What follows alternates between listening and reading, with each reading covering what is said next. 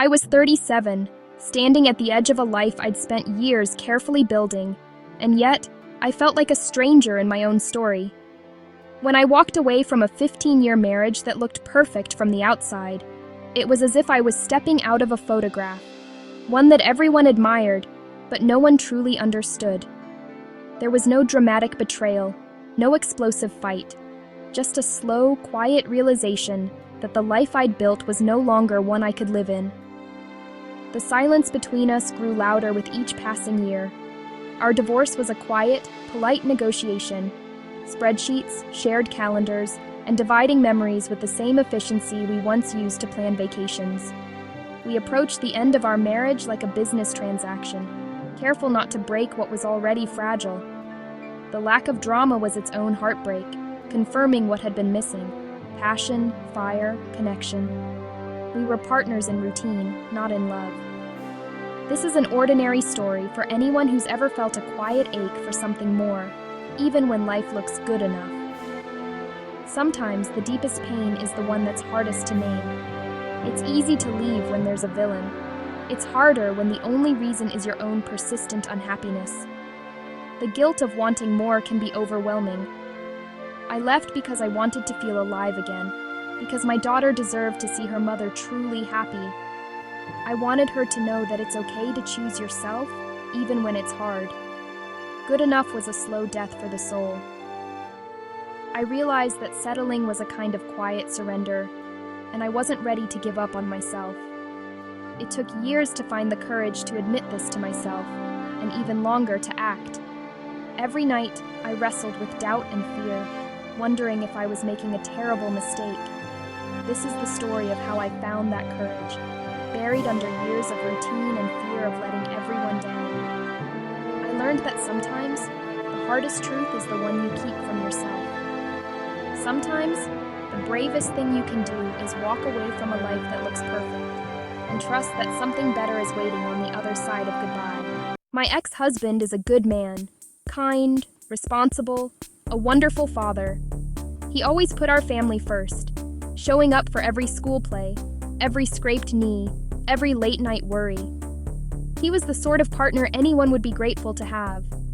There was no single reason to leave, no betrayal or abuse, no explosive fights, no secrets, no dramatic breaking point that forced our hands.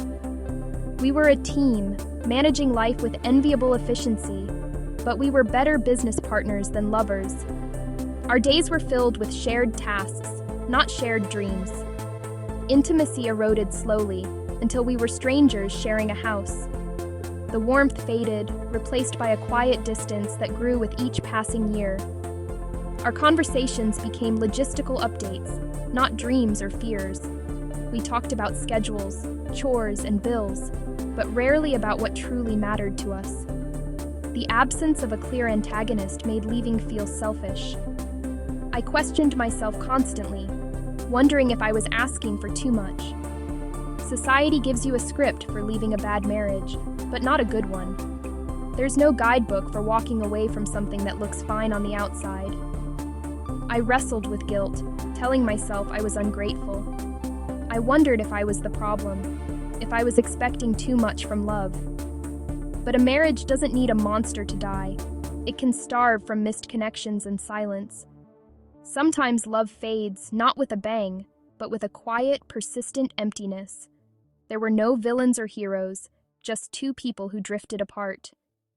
We both tried, but sometimes trying isn't enough to bridge the growing gap. One of us finally stopped pretending she wasn't lost. I realized I owed it to both of us to be honest, even if it hurt. Sometimes the hardest stories to tell are the ones without clear heroes or villains, but those stories are real, and they deserve to be told too. Even our divorce was a compromise, negotiated at the same table where we'd celebrated birthdays.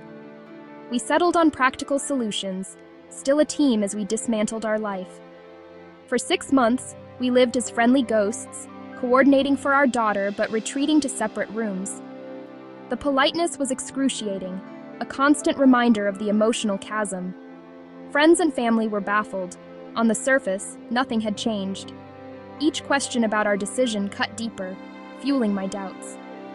We divided custody and assets with mature efficiency, but the grief was for the marriage that never truly was. I mourned the passion we never fought for, the intimacy we let slip away. Our ending was reasonable, but heartbreakingly empty. Sometimes the most painful endings are the quietest. I grieved not just what ended, but what never existed. Before the unraveling, our life was a checklist: marriage, house, career, vacations, friends. On paper, we had it all.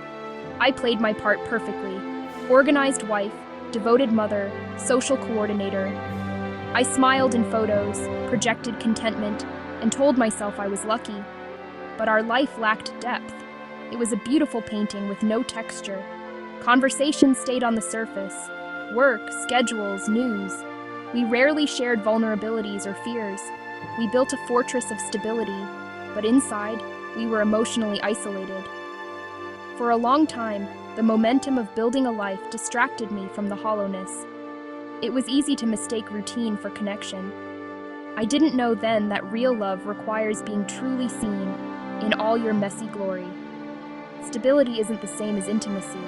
The birth of our daughter was the first real crack in our perfect facade.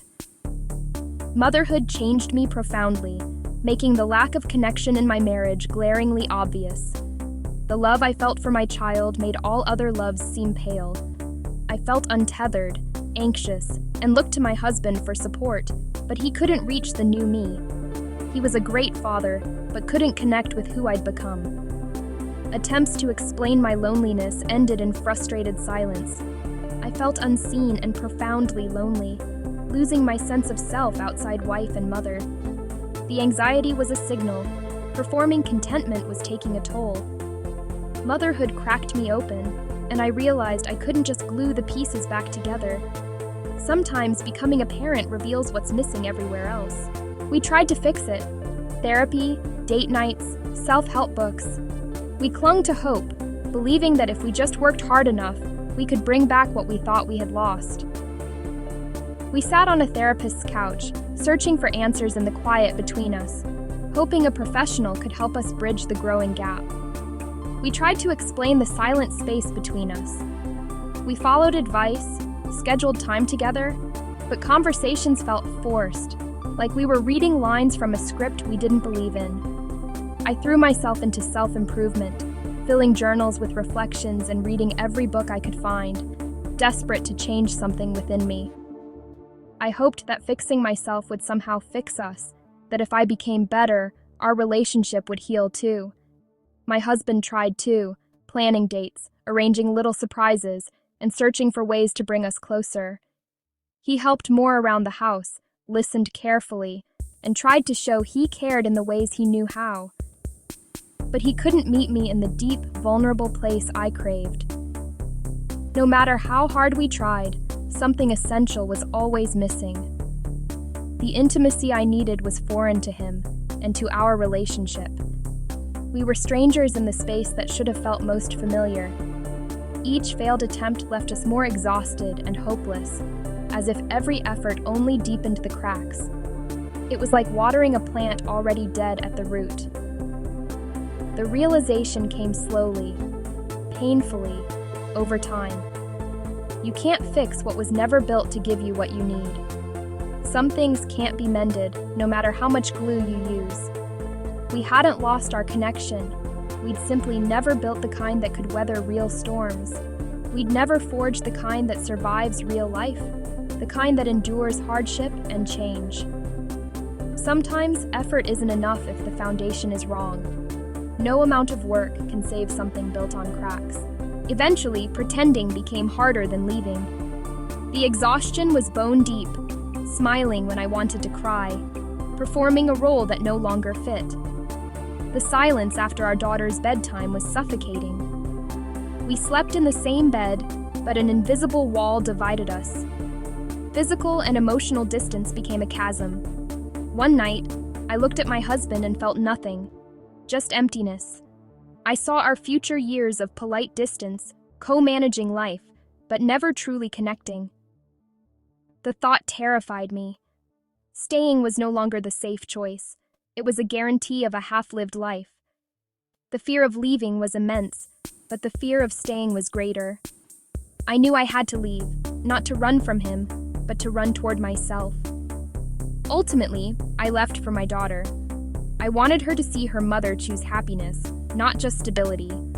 I wanted her to know love could be vibrant, not just polite. I was leaving for a version of myself I hadn't met yet, someone who laughed freely and loved deeply. I wanted real connection, not just shared logistics. Telling my husband was heartbreaking. He couldn't understand why no fighting wasn't enough. It wasn't about what was wrong, but what was missing. Leaving was an act of faith, stepping off a cliff with no guarantee of a soft landing. The fear was paralyzing, but hope flickered beneath it. I wanted a life that was joyful, not just stable.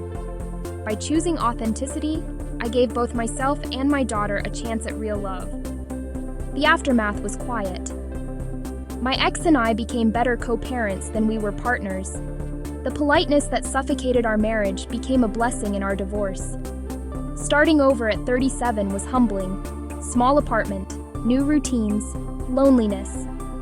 But in the quiet, I started to hear my own voice again. I rediscovered old passions, reconnected with friends, and built a life that was truly mine.